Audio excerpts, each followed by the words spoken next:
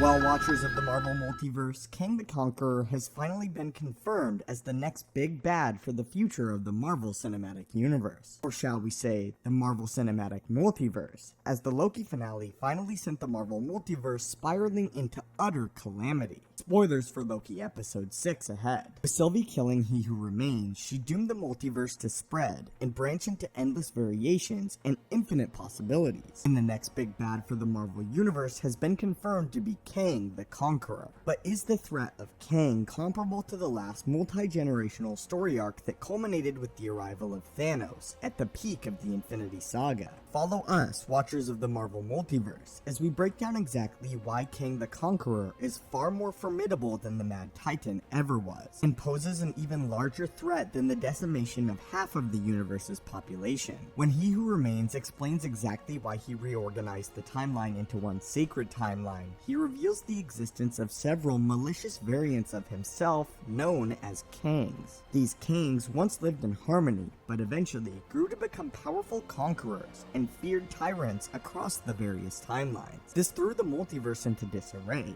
as the various Kangs from the various overlapping timelines battled each other for dominance and sought conquest over every timeline they could reach.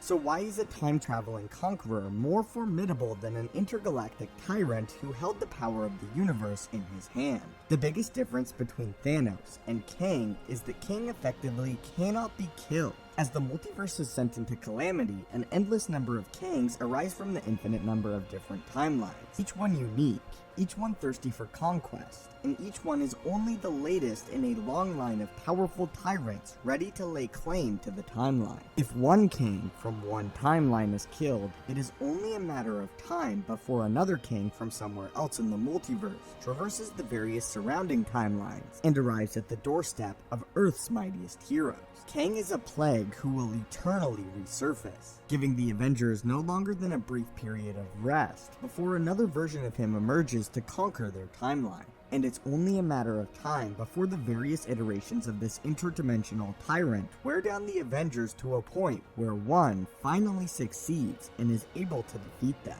The Avengers simply cannot fight off Kang forever, because inevitably, one of them will traverse the timeline with a strategy or idea that finally works to defeat the defenders of our time. Whether that is the first Kang or the 10th, or the 100th to set their sights on our universe. Any victory against Kang is only temporary.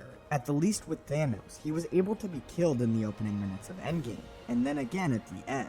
But his goals always revolved around the Infinity Stones of his own universe. The only reason Thanos abandoned his original timeline in Avengers Endgame was because he followed the Avengers back to their home after they had returned to the past to collect the Infinity Stones. There will likely be infinite iterations of Thanos arising throughout the multiverse as of now, but the Mad Titan will only ever set his sights on his own timeline and his own universe. He will likely never voluntarily venture out of his own time and dimension in order to threaten the mainline MCU again. Kang, on the other hand, traverses alternate realities on a regular basis, seeking new dimensions and timelines to add to his vast empire. Where there is any timeline unconquered, a Kang will come, and a Kang will seek to subjugate everyone on the undominated timeline, keeping them trapped under his iron rule until his presence draws the attention of another variant of another Kang. Upon this happening, history has shown that the two Kangs will battle each other for dominance and wreak havoc on the inhabitants of said timeline. And the bystanders of this innocent timeline will be caught in what is likely the bloodiest war they've seen in their lifetimes. Entire time streams have been annihilated in the wars between Kangs. Entire civilizations wiped from existence at the behest of two power-hungry egomaniacs, laying waste to everything in their path in a cruel, vicious crusade set only to dominate. This multiversal war was thought to be eternal until finally peace arose, but not without drastic consequences. The terms of peace at the end of the first multiversal war was nothing short of complete annihilation and subjugation of the few remaining survivors. One timeline was allowed to survive the genocide of Eliath the Usurper, one reality in which the inhabitants were allowed to survive, but at the cost of their free will and personal liberty. One reality trapped at a prison, devoid of choice or reason. This was the cost of Kang's conquests. The cost of finally defeating this interdimensional warlord was the destruction of reality itself, with only one strand allowed to survive, the inhabitants of which don't get to make their own choices, but instead must follow a predetermined course, lest they be arrested, tried, and sentenced to either serving the TVA, or being sent to the void at the end of time, for simply making their own choices. Thanos culled half of life in the universe, but he culled half of life in his universe. The power in the hands of the Mad Titan is formidable, and his defeat of the Avengers sent the world into disarray and chaos, but it was still restricted to just one universe. Now, the conquests of Kang, the time-traveling tyrant, would not only threaten our reality, but every reality known and unknown. For a timeline can only remain untouched by a king for so long, before one comes knocking. And now it is up to the Sorcerer Supreme,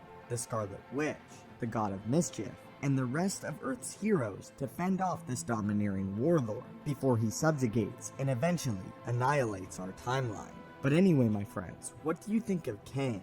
Do you think he is more powerful than the Mad Titan? And how do you think the Avengers can stand up against him in order to ultimately defeat him? In your minds, which of the two is the greater threat? Kang the Conqueror or Thanos the Mad Titan? And what do you think the consequences may be for the next multiversal war? As always, my friends, thank you so much for watching the channel. Hit that subscribe button to assemble and join our team, and have a great day.